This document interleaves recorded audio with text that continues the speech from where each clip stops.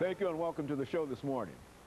The topic this morning is the Tennessee Board of Regents 2009, and we're fortunate to have with us the Chancellor of the Tennessee Board of Regents, Dr. Charles Manning.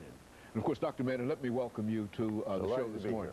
And to tell you how delighted we are to have you here, because you've been with us before, and there might be some members of our audience who might not remember your profile and the kind of information that you gave us the last time. Sure. And so let's give them an opportunity to know you by having you to talk about your background, your education, and some of the things that eventually led you to the chancellorship of the Tennessee Board of Regents.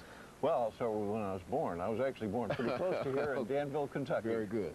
But I grew up in Maryland, outside of Washington, D.C., and have been, we would describe it as an itinerant educator, I suppose. I've been in Colorado and Missouri and Oklahoma and West Virginia, and then here.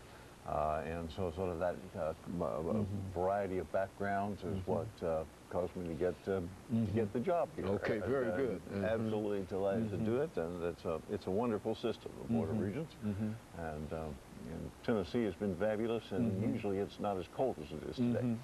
Let's talk about the Tennessee Board of Regents, because a lot of folks might they hear of the Board of Regents often, but they might not really have a real understanding exactly what they do at the Board of Regents. And the Board of Regents is the governance system as it's described. There are basically two higher education public governance systems: the University of Tennessee and Tennessee Board of Regents. And so I like to say we're sort of all of public higher education that's not orange. Okay, very good. And so it includes technology centers where degrees aren't given. There's one here in Nashville on White Bridge Road, and they do things like airplane mechanics and development, to truck driving, to non-degree kind of, but still preparation for jobs that do very well, and they earn lots of money.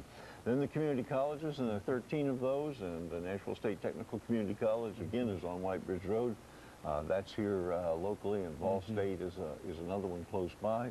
And then 6 universities, from the University of Memphis to locally here, MTSU, Tennessee State, and Austin Peay, Tennessee Tech, and East Tennessee State University. So about over 185,000 students overall on an annual basis, and it's a big enterprise that integrates a lot of levels together. It's a huge operation, I would say, from in terms of students, in terms of faculty and professionals, and et cetera, and et cetera. It has a huge responsibility too, I would imagine. Well, yeah, there's along with that, of course, there's about 14,000 employees across the whole system as well. So yes, it is big, and it's in terms of access and giving people an opportunity to get an education. It's the principal state entity to carry that out and do that. So we're really trying to, one of our main missions, we think, is Tennessee needs more people with a high level of education for economic development purposes, and that's one of our main jobs, is to try to make that happen. So that's one of the major goals in terms of disseminated knowledge and information to the citizens of the state of Tennessee in reference to what you're doing. Not only get them in, but get them through with a degree. Now, we're very, very successful in doing that this year compared to how we have been able to operate. Well, you know, it's kind of interesting that the worse the economy, the more people want to go to school. And so if you measure us by people being interested in going, yes, the enrollment is picking up because the economy is in trouble. So when people are worried about their jobs or have lost their jobs, they tend to go back to school. And so that's...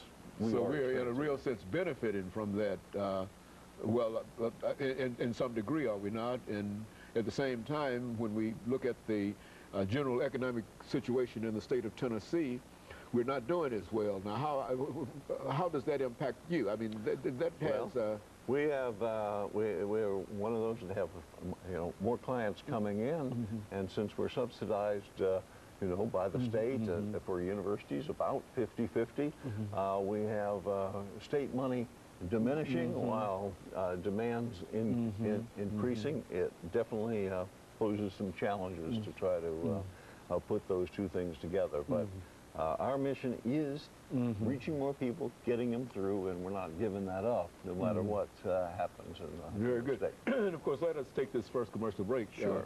Chancellor, and then we'll come back and we'll talk about some of the challenges and some of the opportunities that are available in the state. And of course, we'll be back with our audience following this very, very short commercial break.